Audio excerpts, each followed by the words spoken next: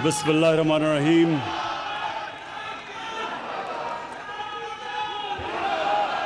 इय्याका नअबुदु व इय्याका नस्तईन। शुक्रिया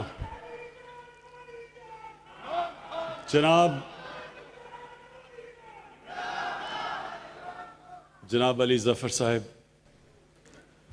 और ILF के सारे पाकिस्तान से जो मेरे तहरीक इंसाफ के वकील आए हुए हैं, मैं आप सबको खुशामदीद कहता हूँ और इस शानदार इस्तकबाल का आपका शुक्रिया अदा करता हूँ।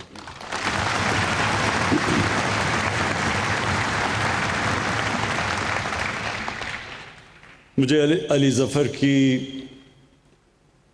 जो उन्होंने मुख्तसर तकरीर की, मुझे जो चीज़ पसंद आई, इन्होंने हज़रत अली रज़ी अल्लाह ताला का, इन्होंने जो उनका कॉल था कि कुफ्र का निज़ाम चल जाएगा, लेकिन एक निज़ाम जिसमें नाइंसाफ़ी और जुल्म हो वो नहीं चल सकता। ये उससे पहले जो अहमद अवैस ने बात की कि मदीना की रियासत ये क्या थी,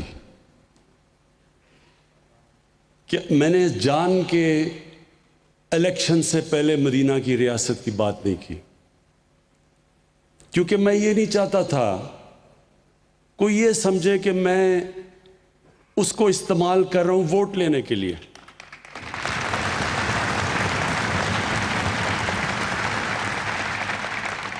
लेकिन जब हमारी गवर्नमेंट आई तो मैं हर वक्त लोगों को बताता हूं कि जब तक हम उस विजन की तरफ नहीं जाएंगे, वो जो नजरिया था पाकिस्तान का, जो कायदे आजम ने बार बार उन्होंने कहा, उनसे जब पूछा कि पाकिस्तान की कॉन्स्टिट्यूशन क्या होगी, उन्होंने कहा हमारी कॉन्स्टिट्यूशन 1400 साल पहले बन गई थी।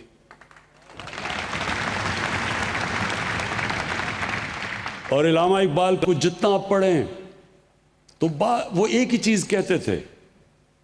इलामा इकबाल ये कहते थे कि जो मुसलमान माशरा था वो जब भी उठा है तो वो उन उसूलों की तरफ गया जो मदीना की रियासत के असूल थे। तो ILF आप वो लोग हैं जिनके ऊपर बहुत बड़ी जिम्मेदारी है, क्योंकि जो मदीना की रियासत का जो बेसिस था वो कानून की बालादस्ती थी। यानी कोई इंसान कानून के ऊपर नहीं था। जब नबी सल्लल्लाहु अलैहि वसल्लम से पूछा किसी ने कि जी वो कुरैश की खातून है, उसने चोरी की तो उसको माफ कर दें, तो उन्होंने तब कहा कि मेरी बेटी भी अगर चोरी करे वो भी, उसको भी सजा मिलेगी। कोई कानून से ऊपर नहीं था।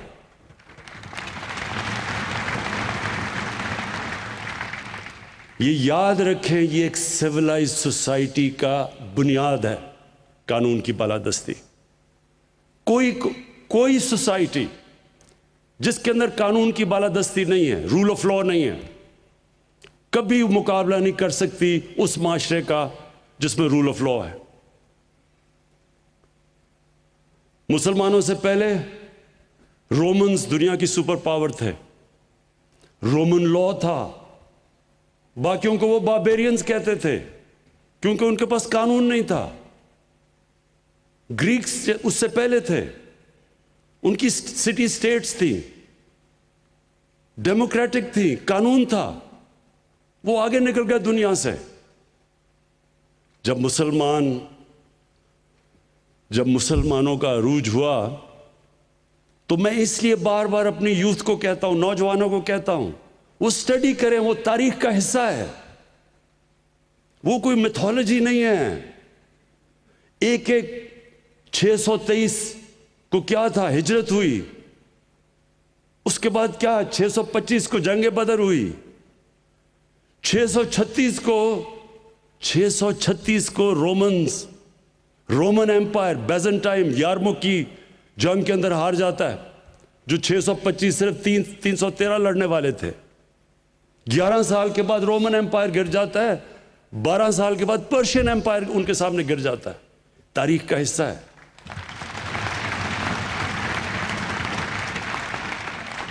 तो क्या वो कदम उठाए हमारे नबी सल्लल्लाहु अलैहि वसल्लम ने, जिससे ये इतना बड़ा दुनिया की तारीख का इनकलाब आया। ये हमें स्टडी करना चाहिए। मैंने ये अपने हायर एजुकेशन को कहा है कि हमारी यूनिवर्सिटीज़ के अंदर पीएचडी स्कॉलरशिप दें, बताएं, हमारे नौजवान स्टडी करें, क्योंकि ये तारीख का हिस्सा है। क्या था वो इनकलाब, कैसे वो अरब जिनको पूछता कोई नहीं था, दो सुपर पावर्स थी, एक तरफ पर्शियन एम्पायर, दूसरी तरफ रोमन एम्पायर, वो क्या चीज़ उन्होंने की कि दुनिया की तारीख बदल गई। और ऐसा सारे साइंसदान मुसलमान सबसे अजीम दुनिया की कौम बन गई। तो ये बड़ा ज़रूरी है। इसलिए ILF, इसलिए अल्लाह कुरान में कहता है कि नबी सल्लल्लाहु अलैहि वसल्लम की ज़िंदगी से सीखो, उनकी सुन्नत पे चलो। उनकी सुन्नत पे जो इंसान चलेगा वो बड़ा इंसान बन जाएगा, क्योंकि उनसे बड़ा इंसान कभी आया ही नहीं है दुनिया में, ना आ सकता है।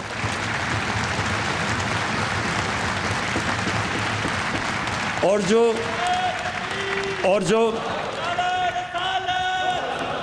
जो एक मिनट सुनो, और जो मदीना की रियासत थी, जो भी मुल्क उन उसूलों पे अमल करेगा वो ऊपर उठ जाएगा।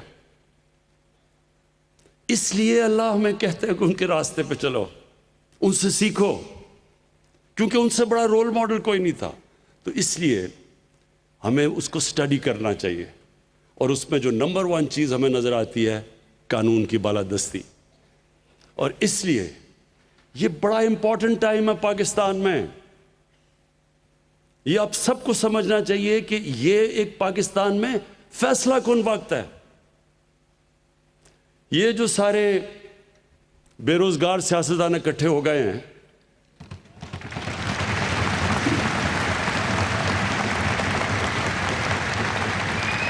इसका एक मिनट सुनो इसका अब सब पूछें कि ये सारे इकट्ठे हुए क्यों हैं, और इसके अंदर आपको समझ आ जाएगा कि ये कितना फैसला कुन वक्त है पाकिस्तान में। ये सारे इकट्ठे इसलिए हुए हैं कि कानून की बालादस्ती नहीं मानते। ये कह रहे हैं असल में कि हम कानून से ऊपर हैं, हम जवाबदेह नहीं हैं। हम चोरी करें, हम डाके मारें, हमें कोई हाथ ना लगाए। हम अगर कोई हाथ लगाएगा तो जनाब ये इंतकामी कार्रवाई हो गई। अदालत फैसला करेगी, पूरा 2 साल के बाद, JIT के बाद अदालत फैसला करती है, तो वो अगला कहता है मुझे क्यों निकाला, मानता ही नहीं है। पाकिस्तान का सुप्रीम कोर्ट के वो फैसले नहीं मानता। उसके बाद उनके सारा जो फैमिली है वो कोई मानती नहीं है। तो वो क्यों नहीं मानते? क्योंकि वो असल में ये कह रहे हैं कि हम कानून के ऊपर हैं, पाकिस्तान का कानून हमारे लिए नहीं है, हम कोई ख़ास क्लास है, ये जो मर्जी करो मुल्क में। हम शुरू हुए एक फैक्ट्री से 30 फैक्ट्रियां बन गई, अरबों रुपया आ गया, बाहर प्रॉपर्टीज आ गई, लेकिन हमें कोई नहीं पूछ सकता। और ये है असल में, ये है फैसला कुल वक्त पाकिस्तान में। क्या ये क्लास जिन्होंने 30 साल से, सिर्फ ये देख लेंगे 30 साल पहले इनके पास क्या था और आज क्या है, अगर ये क्लास ये समझ रही है कि सड़कों पे निकल के इमरान खान को ब्लैकमेल कर लेंगे, तो आपने अभी पहले देख लिया कि जलसे कितने बड़े बड़े हमने किए हैं। मैं ये सारे मिलके भी, ये कोई 2 साल भी जलसे कर दें तो एक जलसा हमारा इनसे ज़्यादा था।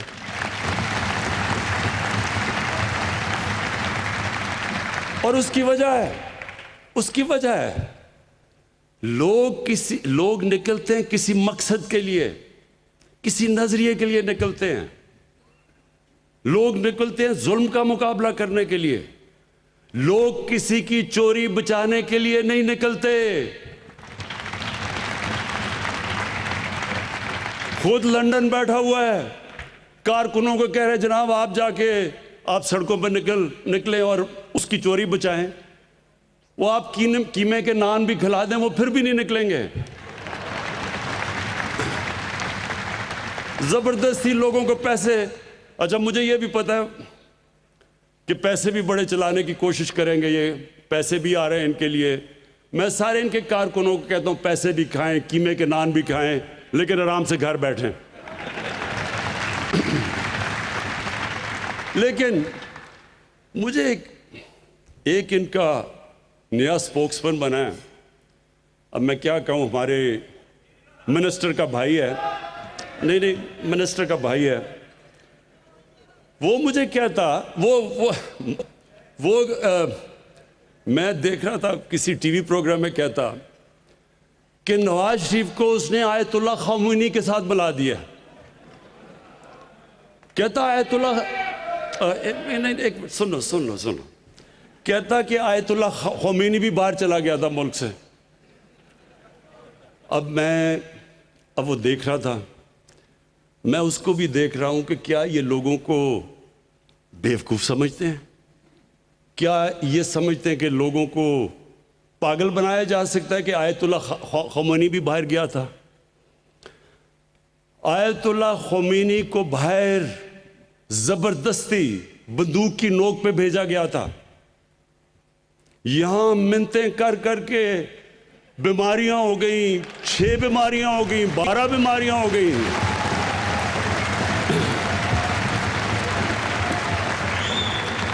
मुझे याद, अब हमारी कैबिनेट की मीटिंग हो रही है, सुने जरा। अभी सुनो। कैबिनेट की मीटिंग हो रही है, जरा सुने। अब जनाब कैबिनेट की मीटिंग हो रही है, हमें एक अदालत ने कह दिया कि जी अगर नवाज शरीफ को कुछ हो गया तो गवर्नमेंट जिम्मेदार है। अब हम अदालत की भी रिस्पेक्ट करते हैं। कैबिनेट की मीटिंग हो रही है, 6 घंटे मीटिंग चल रही है। डॉक्टर्स बैठे हैं कि जी ये भी बीमारी होगी, उसको ये भी बीमारी होगी, उसको ये भी बीमारी। अब हम सारे बैठे परेशान सुन रहे हैं कि इतनी बीमारियां एक आदमी को हो सकती हैं। जब वो उसकी सारी बीमारियां बताई तो मैं देख रहा था वो कैबिनेट मीटिंग में शीरीन मजारी, हमारी ह्यूमन राइट्स की जो मिनिस्टर हैं, उसकी आंखों में आंसू आ गए।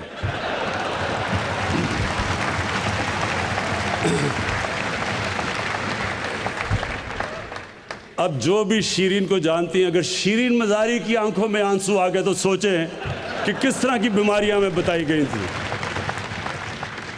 हमें खौफ आ गया कि ये वो जहाज की सीढ़ियों पे भी चढ़ सकेगा या नहीं।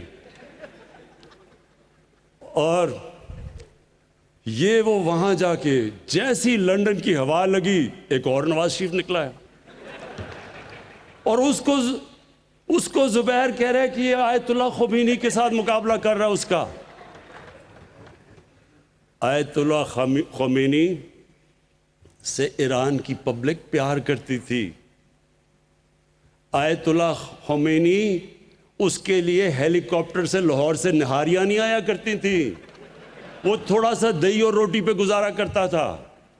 वो जब आयतुल्ला खामोनी इस दुनिया से गया तो वो छोटा सा उसका घर था। वही सरकार मदीना की ट्रेडिशंस पे, उनकी सुन्नत पे चल रहा था। उन्होंने भी मस्जिद नबी में रहे। जब मुसलमानों की फौजें सारे अरब पे छा गई, उन्होंने महल्लात नहीं बनाए। आयतुल्ला खामोनी की लंदन में अरबों अरबों रुपए की उसके और उसके बच्चों की जायदादें नहीं थी। उसकी बेटी के पैनामा पेपर्स के ऊपर 4 बड़े बड़े महंगे लंदन के फ्लैट्स उसके बेटी के नाम नहीं आ गए। उसको मुकाबला करना किधर आयतुल्ला खामोनी और किधर हमारा निहारी खाने वाला।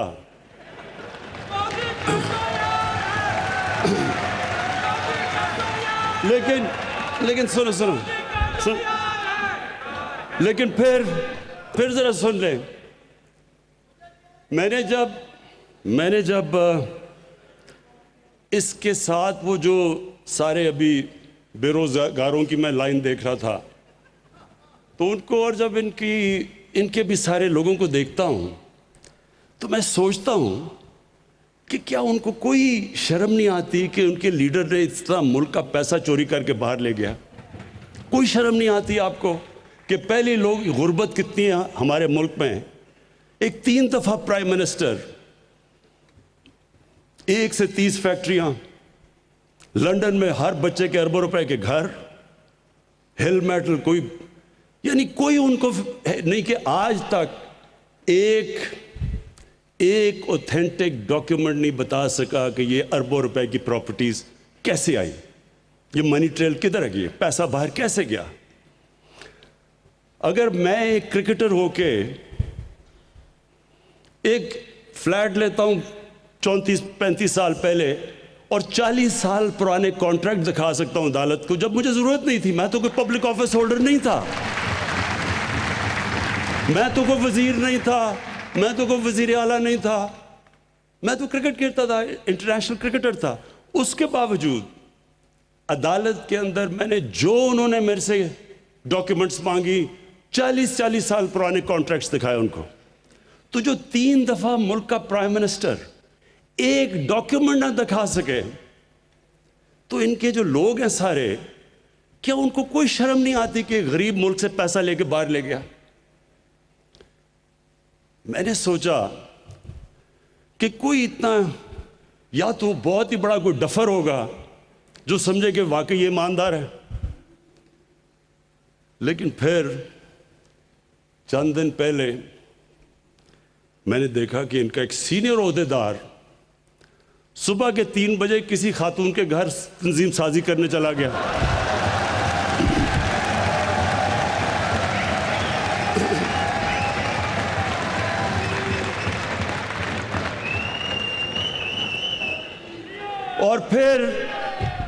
और बड़ा हैरान हुआ कि उस खातून के भाइयों ने मारा क्यों उसको। तो फिर मैंने सोचा कि वाकई इनकी पार्टी में ऐसे लोग हैं जो वाकई समझेंगे कि वो ईमानदारी से पैसा बाहर लेके गया। देखिए, मेरे ILF के बाशऊर लोग, आप सब बाशऊर हैं, आप कानून जानते हैं, आप इस मुल्क की फ्यूचर हैं। ये मुल्क, ये अल्लाह की एक नेमत है हमारे लिए। मैं आज आपको कह रहा हूं कि अल्लाह ने जो इस मुल्क पे हमें दिया है, हमें ही नहीं अंदाजा कि अल्लाह ने क्या क्या नेमतें बख्शी हैं। लेकिन अपने ज़हन में डाल लें कि कोई मुल्क तरक्की नहीं कर सकता जिधर रूल ऑफ लॉ नहीं होता। जिस मुल्क के और ख़ास तौर पे हुक्मरान अपने आप को कानून से ऊपर समझते हैं, वो मुल्क कभी आगे नहीं बढ़ सकता। स्विट्जरलैंड है, अमीर तरीन दुनिया का मुल्क है, कुछ भी नहीं है उस स्विट्जरलैंड के पास। हमारे ये जो नॉर्दर्न एरियाज के जो पहाड़ है, जो यहाँ जिसने भी ये पहाड़ देखे हैं, मैंने स्विट्जरलैंड देखा है, वो मुकाबला ही नहीं कर सकता जो खूबसूरती अल्लाह ने यहां दी है।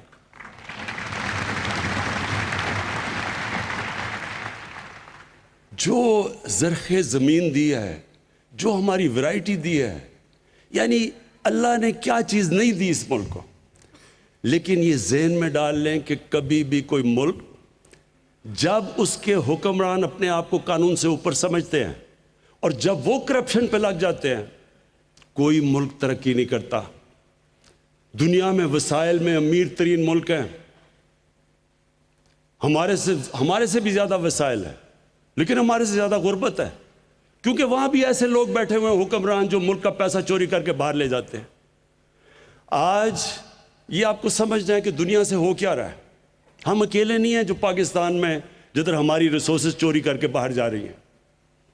दुनिया में गरीब, ये अभी रिपोर्ट आई है कि दुनिया में जो गरीब मुल्क हैं उनसे हर साल 1000 अरब डॉलर चोरी होके जाता है मगरबी ममालिक में, लंदन में, बड़े बड़े फ्लैट्स में, ऑफशोर अकाउंट्स में। हर साल 1000 अरब डॉलर गरीब मुल्कों से अमीर मुल्कों पे जा रहा है। इसलिए तो आप देख रहे हैं किश्तियों में लोग कोशिश कर रहे हैं यूरोप जाने के लिए, मर रहे हैं, डूब रहे हैं इमिग्रेंट्स जो हैं, क्योंकि वो जाना चाहते हैं उधर, क्योंकि उनके मुल्क खोखले कर देते हैं। यही जो एलीट है ये चोरी करके मुल्कों को खोखला कर देती है। पैसा जब यहां से बाहर चला जाए तो नौकरियां तो बाहर मिलेंगी, या स्कूलों में और अस्पतालों में पैसा कैसे खर्च होगा जब जो भी सरबराह वो अपना चेकअप भी मुल्क से बाहर करवाए हॉस्पिटल्स में, तो यहाँ हॉस्पिटल कैसे ठीक होंगे? पैसा तो बाहर जाके खर्च कर रहा है। तो ये बड़ा इंपॉर्टेंट है आपके लिए समझना। ये जो इस वक्त जंग हो रही है ये फैसला कौन जंग है? ये एस्टेब्लिश करेगी कि सारे लोगों के ऊपर कानून जितना मर्जी ताकतवर हो, कानून के वो नीचे है, और वो जितनी मर्जी ये ब्लैकमेल करें। ये मैं आज आपको बता दूं कि जिस दिन जो मुशर्रफ ने किया था, वो प्रेशर में आके वकला मूवमेंट चली थी जिसमें हमने सबने शिरकत की, मकसद तो उसका कुछ और था। हम तो आज़ाद अदलिया चाह रहे थे और शुक्र है आज पाकिस्तान की अदलिया आज़ाद है।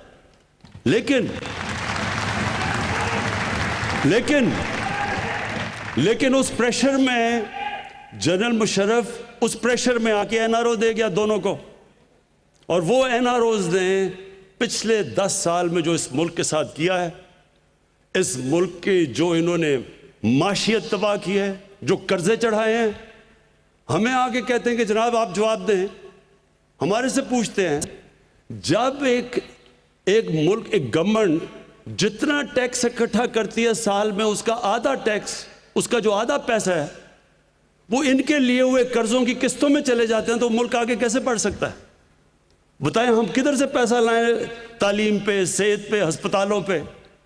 क्योंकि आधा तो पैसा उधर चला जाता सीधा बाहर कर्जों की किस्तों पे। तो तब तो ये 10 साल में इनको कोई फिक्र नहीं हुई कि जनाब मुल्क तबाह हो रहा है।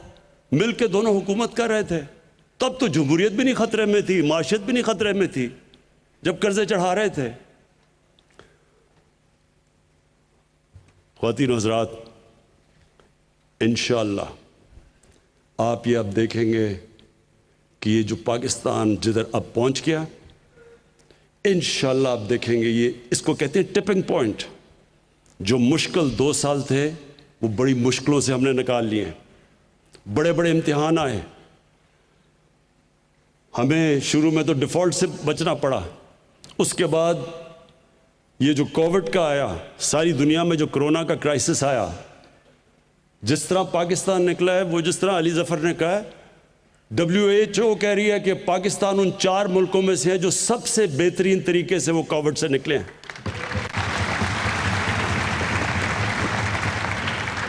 उधर से निकले तो फिर ये जो डाकुओं की कोलिशन है, इन्होंने कोशिश की हमें फैटिफ के कानून के ऊपर फंसाने की। उन्होंने कहा अगर आप फैटिफ पे अगर मैं ब्लैक लिस्ट हो जाते हैं तो पाकिस्तान के ऊपर सैंक्शंस लग जाएंगी, तो माशियत तो तबाह हो जाएगी। तो फैटिफ को ब्लैकमेल उससे किया हमें एनआरओ लेने के लिए। एनआरओ कहते जी अच्छा मुनाफिकत देखें, हम कोई एनआरओ नहीं मांग रहे।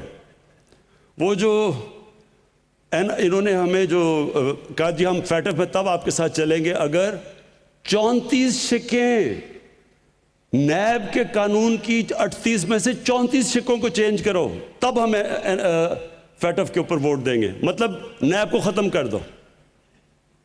उस पर कोशिश की, ब्लैकमेल की। जब उधर से निकले तो अब ये घबरा गए। घबराए इसलिए हैं कि पाकिस्तान इस वक्त ऊपर जा रहा है।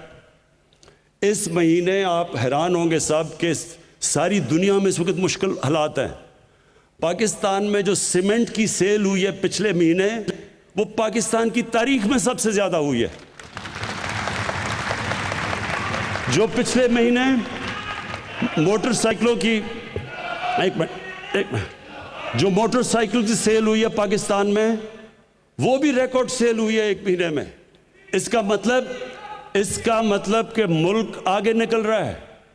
इसका मतलब कि हम अब वो बुरे बुरहान से निकल रहे हैं। इसलिए भी इनको मुश्किल पड़ी हुई है कि जल्दी जल्दी से तब्दीली ले, गवर्नमेंट चेंज करो। देखें, और ये जो एक आखिर में मैं 2 पॉइंट्स कहना चाहता हूँ। इन्होंने ये जो बात की, जो पाकिस्तानी फ़ौज के ऊपर उन्होंने जो हमले किए हैं और जो ज़बान इस्तेमाल की है। मैं सिर्फ एक चीज़ कहना चाहता हूँ कि अगर कोई भी एक मिनट सुन, इस वक्त अगर हिंदुस्तान का एजेंडा कोई भी लेके फिर रहा है तो वो ये लेके फिर रहे हैं। पूरा पाकिस्तानी फौज के जो ये ज़बान इस्तेमाल कर रहे हैं, ये वही एजेंडा है जो फैटफ का एजेंडा है, जो हिंदुस्तान पूरी कोशिश कर रहा है पाकिस्तान को ब्लैकलिस्ट करने में। ये वही एजेंडा है कि अगर पाकिस्तानी फ़ौज कमज़ोर होती है तो आप खुद ही देख लें मुसलमान दुनिया में इस वक्त क्या हो रहा है। लिबिया से लें, सीरिया में चले जाएं, इराक में जो क्या हुआ, अफ़गानिस्तान में क्या हुआ, सोमालिया में क्या हो रहा है, यमन में क्या हो रहा है, सारी मुसलमान दुनिया में आग लगी हुई है। जिस तरह अली ज़फ़र ने कहा हमें फ़ख्र करना चाहिए अपनी फ़ौज को कि इतना बड़ा जो दहशतगर्दी की यहाँ जंग चली, आज हम महफूज हैं। उनकी कुर्बानियों की वजह से हम महफूज हैं।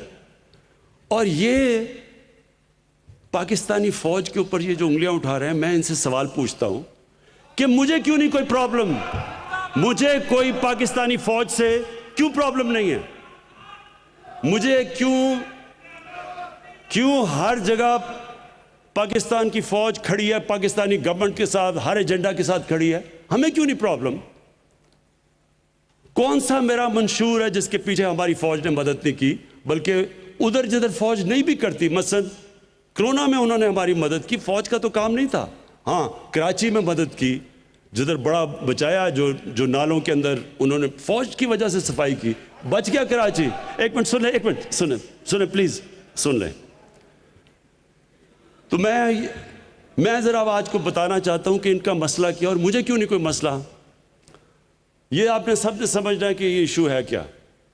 इशू ये है कि अगर आज इमरान खान पैसा बनाना शुरू कर दे और अगर मैं यहाँ से पैसा चोरी कर करके बाहर मनी लॉन्ड्रिंग शुरू कर दूँ, तो सबसे पहले हमारी ISI को पता चलेगा। क्यों पता चलेगा? क्योंकि ISI एक दुनिया की टॉप एजेंसी है, मानते हैं उसको।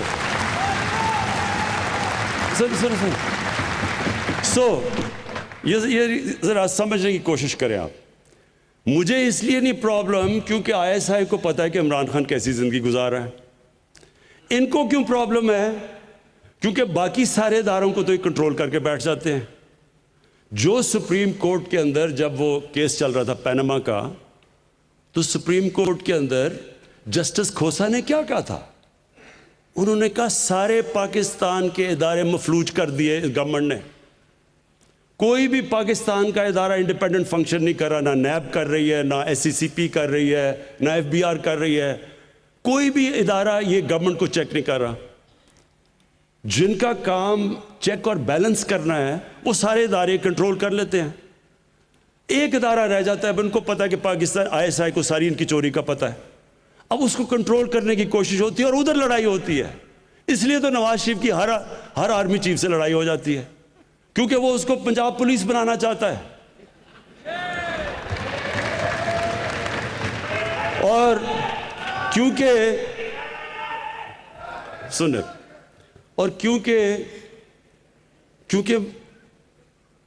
क्योंकि फौज को पता है, जब उनको पता चल जाता है वो जाके चुप करके बताते हैं इनको कि देखें जी आपने इधर इतनी कमीशन ले ली, उधर इतना पैसा बना लिया। तो ये उनको सारा वक्त डरे हुए होते हैं। तो जब नवाज शरीफ ने कहा ना कि जी वो मुझे एक ISI के जनरल ज़हीरुल इस्लाम ने कहा कि इस्तीफ़ा दो, क्यों उसने कहा और तुमने क्यों चुप करके सुन लिया? क्योंकि ज़हीरुल इस्लाम को पता था तुमने कितना पैसा चोरी किया हुआ है। और तो इसलिए आप समझ जाएं कि इसका मसला कोई डेमोक्रेसी नहीं है। डेमोक्रेसी तो मैं हूं, पाकिस्तान की सबसे ज़्यादा वोट लेके आया हूं, पाकिस्तान की तारीख में 5 हलकों से जीता हूं। और ये जो कहते हैं कि इलेक्शन में धांधली हुई, ज़रा कोई इलेक्शन का रिकॉर्ड तो देख ले 2013 का और 2018 का। सिर्फ रिकॉर्ड उठा के देख लें। 2013 में 140 तकरीबन पिटिशंस थी जिन्होंने इलेक्शन को क्वेश्चन किया 2013 में नेशनल असेंबली में, और 2018 में 90 थी, और 90 में से आधी तहरीक इंसाफ की थी। तो अगर पिटिशंस भी आधी आई, अब 50% कम आई हैं, उनमें से आधे पीटीआई थी। तहरीक इंसाफ कई जगह 50 वोट से हारी है, कई जगह 100 वोट से हारी है। तो अगर धांधली होती तो कम से कम हमें कोई कोलिशन की तो जरूरत ना पड़ती अब तक। पॉइंट मैं ये कह रहा हूं कि हम पहले दिन से तैयार थे कि खोल दो इलेक्शन। इन्होंने तो 4 महीने हल्के कहे थे, 1 साल लगाया खोलने में, वो भी धरना देना पड़ा। तो हम तो पहले दिन, क्योंकि हमें पता हमने धांधली नहीं की। तो मसला क्या है? मसला इनका ये है कि इन्होंने पूरी तरह अदलिया को भी बुरा भला, फौज को बुरा भला, गवर्नमेंट को बुरा भला, सिर्फ 1 पॉइंट एजेंडा है कि किसी तरह हम इनकी, क्योंकि ये कोई ख़ास कौम निकली है, चोरी भी कर दें तो इनको कुछ नहीं कहना, किसी तरह इनको एनआरओ मिल जाए। ये आज आपके सामने सबके मैं कह रहा हूँ, जिस दिन इनको एनआरओ मिला, ये अपने ज़हन में डाल लें, ये पाकिस्तान की तबाही होगी।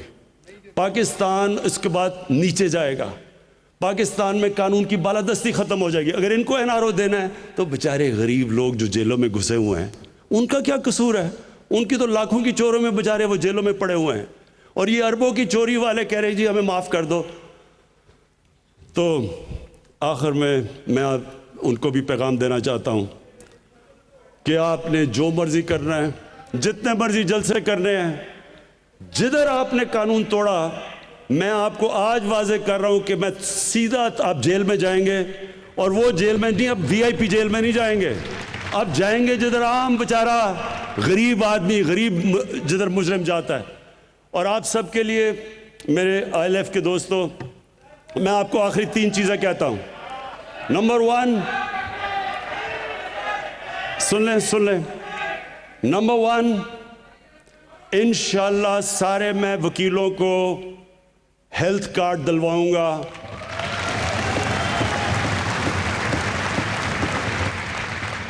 क्योंकि हमें पता है ज़्यादातर जो वकील वो मुश्किल मेहनत कश लोग हैं, और उनके लिए अगर एक घर में बीमारी हो जाए तो इंशाल्लाह हम आईएलएफ को एक हेल्थ कार्ड, और इसके लिए पूरी हम तैयारी अली ज़फ़र के साथ हम कर रहे हैं। नंबर 2, जो हम अहमद अवैस ने कहा था कि घरों का, कि घर होना चाहिए, छत होनी चाहिए, इसके लिए नया पाकिस्तान जो हम हाउसिंग बना रहे हैं, उसका मकसद क्या है? उसका मकसद ये है कि देखें, लोगों के पास कैश नहीं होता घर खरीदने के लिए। तो नए पाकिस्तान के अंदर हाउसिंग में हम पहली दफ़ा पाकिस्तान में बैंक फाइनेंस कर रहे हैं, और बैंक फाइनेंस ऐसे कर रहे हैं कि 5% इंटरेस्ट के ऊपर लंबी हम फाइनेंसिंग करेंगे, ताकि वो जो लोग तनख्वाहदार हों, वो या जिनके पास पैसा ना हो पूरा घर लेने के लिए, उनके लिए हम आसानी पैदा करें कि वो आसान किस्तों में अपना घर ले लें। तो इंशाल्लाह उसमें भी आपके लिए, उसके लिए मदद करेंगे।